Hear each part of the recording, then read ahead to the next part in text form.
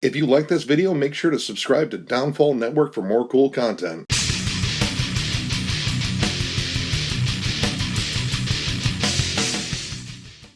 What's up, everyone? Thralls of Metal here. I'm Shredlord. I'm Jammin John. Necrotic Nick. And we are here to bring you another album review. This time we are going to be diving into the prog metal giants Haken with their sixth full-length release called Virus, released on Inside Out. This band formed in 2007 from London, England, and these guys had kind of a bit of a breakout in 2016 with their album Affinity, which was pretty much met with critical acclaim and I think one of the best prog albums that came out that year. Yes. If not one of the best albums in general. And then we get to see it live. Yeah, and that was rather incredible. Yeah. Now, pretty much should just go ahead and say this, that the title of this album has nothing to do with the COVID outbreak. They had this picked out long before because this is themed with their last album, Vector, loosely connected. So to pretty much promote this album long before it came out, because this album's been pushed back a number of times. It was originally supposed to come out on the 10th of July. I think it actually had an earlier date before that. Yeah, it was supposed to come out on the 19th of June initially. And then now it's coming out on the 24th of July. So, yeah. But they had 3 singles that came out, and they were all distinctly different, which I think was a really brilliant strategy.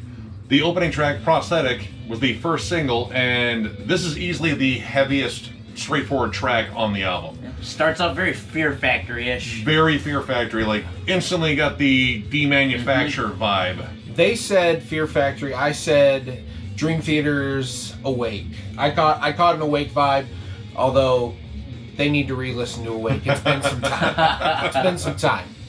But yeah, it's super exciting. Good opening track. It's a very intense track. Mm-hmm. There's kind of like a whispered, robotic kind of verse line, but the chorus is very big on here. And this one just pretty much labors heavy. And I really dug that, and the fact that I think the keys were a little bit less pronounced in this song. This was just about the power of the riff, especially when you get down the closing of the song, which just labors that chug. Mm-hmm. It just beats it into your head until you love it, but you should love it right away because it's just so damn heavy. And this album is filled with tons of heavy, syncopated chug riffs. The instrumentation alone on this album is mind-boggling. Yeah, these guys really have quite stellar musicianship. Now, the next single they released was Canary Yellow, which was decidedly softer. It's predominantly clean guitars, and it definitely has more of like a forlorn feel to it. And the themes on this album are very dark. No matter how upbeat some of these songs sound, the themes are about, abusive relationships and, all sorts of just dark subject matter. But I really liked this song because it was notably different than, their first single. And this one was just, I don't know, like the fact that the heaviest parts on here were the keyboards coming into the chorus, and the vocals were very airy, and I think on this album in particular, their frontman really showcases a wide range of vocal ability. Mm-hmm. And it's a little bit less heavy on the vocal harmonies like their past albums, which I kind of missed, because they really kind of brought back that whole gentle giant and yes feel. Right. I mean, the vocal harmonies were there, but they were used sparingly versus on past records where it's an incorporation of everything as a whole. Yeah. But like you said, maybe it's for the fact that the vocalist maybe gets to showcase himself a little bit more, because he did a lot of creative things all over this album. Oh, yes. So maybe this was his chance to kind of say, "All right, guys, you know what? I got these. We don't need the harmonies this time. I'm gonna take it. I'm gonna take it all right in the face." He does a great job. There are parts in here where he sounds like Maynard James Keenan. There's other parts where he sounds like Michael Ackerfeld. Tom York. There was a little Porcupine Tree. I'll say that Canary Yellow has a little bit of a Porcupine Tree vibe with the clean vocals. Kind of like Deadwing-ish. Yeah. Now, Invasion was the third single, and this one is pretty much the most straightforward song for Haken. It is just a straight-up prog metal opus. It is a gigantic song. And I love the fact that the chorus on this is unique in terms of they approach it musically differently each time they come to it. Like sometimes the accents are in different spots, sometimes the drum beat or the riff has changed a bit. A lot of off-time polyrhythms going on here, and extremely syncopated. The rhythm section really worked well together as far as their syncopation was concerned. And even though there was massive amounts of syncopation, it was more traditional prog syncopation. It wasn't gent. Yeah. There was a couple times where it did gent a few times. Yeah, when it got to the bridge, it reminds me of a little bit. Meshuggah's Stenga. Yeah. Yep. Like, it just, it brings back the classic Meshuggah sort of gent. Like, this isn't like, every other gent band This out there. isn't your mother's Meshuggah. There's a track on this album called Carousel, and I will admit at first that the lyrics seemed a little bit corny to me, so I don't know, sometimes when I hear that stuff it just immediately turns me off, but this song ends up becoming a motherfucker, and it ends up becoming really, really awesome, and it totally sucked me back in, even though it was a little stinky good at first. I love the fact that some of these moments in this song kind of come out of nowhere, like the little first jazzy breakdown, like all of a sudden you went from like a giant concert hall with a ton of different musicians playing prog to just this jazz lounge. Little jazz lounge. It reminded me of like newer Opeth, something that when it came off of. They could have put this song on Pale Commune and it would have made that album 10 times better. Yeah, it's like one of those like settings where you really can't see the band through all the cigarette smoke, but you're already really drunk anyway. It's just kind of that feel to it. And then, later on it gets back into the, meat and potatoes, the big riff. But then, out of nowhere comes this funk bass section. This bass line that would make Bootsy Collins fucking proud, man. Just funking it down. Yep. It was awesome. Yep. It was the smooth sounds of Hakendelic. Hey, brother. But it was sexy at the same time. It was very sexy. I caught myself feeling aroused multiple times. I'm so glad you were sitting across from me. I'm so glad your table's long and I was at the end. That's not the only thing that's long. Oh, no. Oh, yeah. No. Overall, the guitar work on this album is really fantastic. There's a lot of, like we said, syncopated riffs. There's a lot of really epic and really cool progressive chord changes, which add a lot of interesting melodies to the song. And those interesting chord progressions mixed with the odd time signatures and things like that really made this album. I think from a composition standpoint, I would be very proud if I were these two guitar players. Oh yeah. Absolutely. Oh yeah. Each song has multiple complex parts. These two guys work incredibly well together. The leads were great. And not only were the leads good, but there were also lines where there wasn't that many leads, but there was definitely a lot of guitar heavy or guitar oriented sections with melodies and stuff. If anything, I'd like to kind of hear what these guys would do a little bit more as far as just shredding it out at some spots. The lead work they did in Carousel too reminded me a lot of Exvivius, actually. Little Exvivius. It had that kind of mode to it. Yeah. It kept changing keys back and forth, back and forth, back and forth. Now, an issue I guess I have with this album is the fact that Canary Yellow is preceded by a song called The Strain, which is kind of in the same mode as Canary. It's a little bit softer. I kind of would have liked to see Canary like behind Invasion, which was another strong song.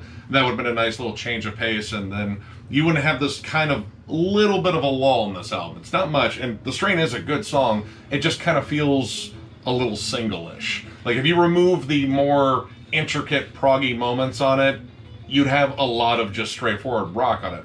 Not bad, but I think it was just kind of missing some of the flair that's on the other songs. Except for the bridge of that song. The bridge of that song, it goes into almost like an Animals as Leaders vibe. The last Animals as Leaders that came out, where it had those moments where it dealt with a little bit more mellow guitar work, but still kept the funk of the drums and whatnot. The energy high. Yep, the energy high. It was high energy, but they dialed back the tones a little bit. Yeah. But on this album, we are greeted to a 5-part opus, The Messiah Complex. Now, I'm going to go ahead and say that they shouldn't have broken this up into mini tracks. Yeah, they should have just kept it one track, because it is exactly what you're looking for out of a prog album. If you want the absolute musical adventure, you have no idea where this is going to go. Yep. And it goes many places. It goes everywhere. Many places. Including back to my living room. Picture this. Bleep, Ohio. 1993.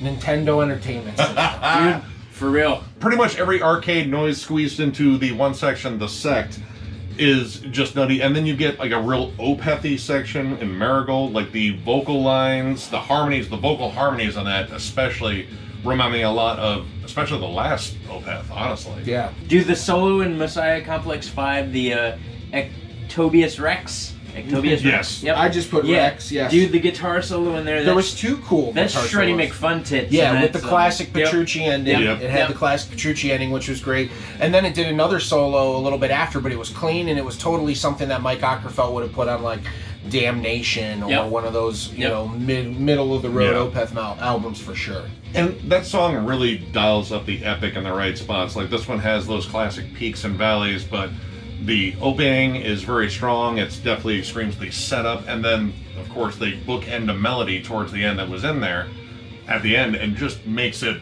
larger than life. This is a magnificent piece of work here. Even bands like BT Bam would probably just go, dude, wow, that's good job. impressive. Well, yeah, and there were some BT Bam moments in one of the Complex songs. Messiah Complex 2, A Glutton for Punishment. There were some BT Bam moments in there.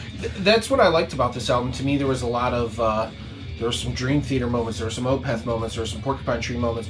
You know, all these subtle things or things that these particular bands do that we enjoy listening incorporated into this new album. And yeah, the Messiah Complex was a damn good musical journey for me. Yeah, absolutely. Yep. And then the closer track, Only Stars, I thought that was a great way to close the album. Very short, but very to the point. But it somber and very somber. Radiohead-ish. Kid A. It screamed Kid A.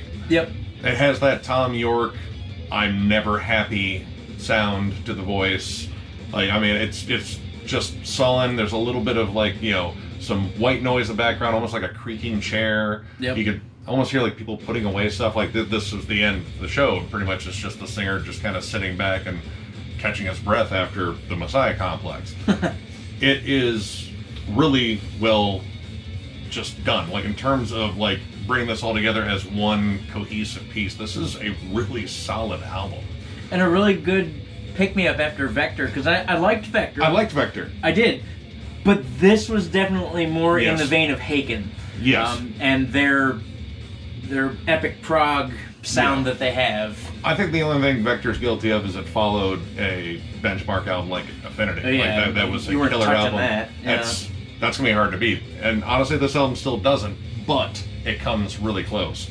I'm gonna go ahead and give this 4.5 stars. I was thoroughly impressed. This is what I want out of prog metal. I want adventurous songwriting, stellar musicianship, but there's so much in the way of hooks on here. There's not just pretty much like, oh, I can do this and this and this, and it's all technical.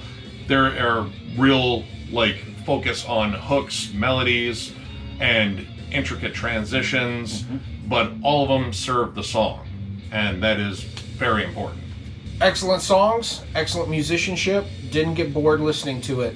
I'm going to give it a solid 4.5 out of 5. I'm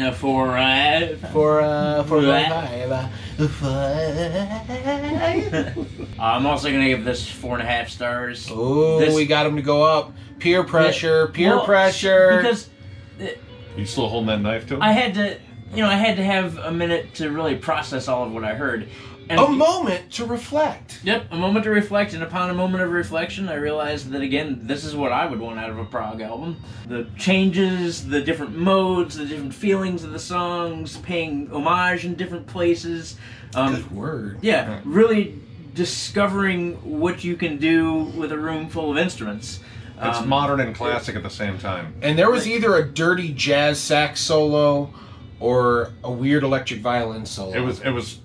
I don't know. I still think it was a sax. Nick but said dirty sax. Dirty I think he sax. just wanted to say dirty And sax. the video doesn't want to game say references that they made during the Messiah Complex, that All was the just 8-bit spot on to sounds what in I the was sax. talking about when the track started. I thought, man, this sounds like a video game, and then it was All of a sudden straight- it starts dropping those. all of a sudden it those starts 8-bit dropping samples. 8-bit samples from Mario. It's like Mario finally just said fuck it and ate the mushroom. Mario dropped acid. You know? You just got launched inside of Tron's universe. You were on the grid. Yep. It was a great listen, and I definitely want to go back and listen to it again. I think I want to listen to it without reviewing it and just listen to it as a whole to really get the feel of this. But yeah, it was a tits album. So, if you like the review, give it a thumbs up.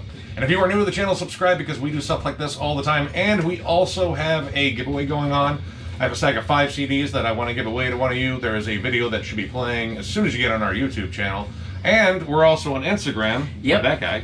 We're also on Instagram, and if you are in a unsigned band or like an underground record label and you just want to see your band get an extra push, Thralls is pretty much recognized around the globe now.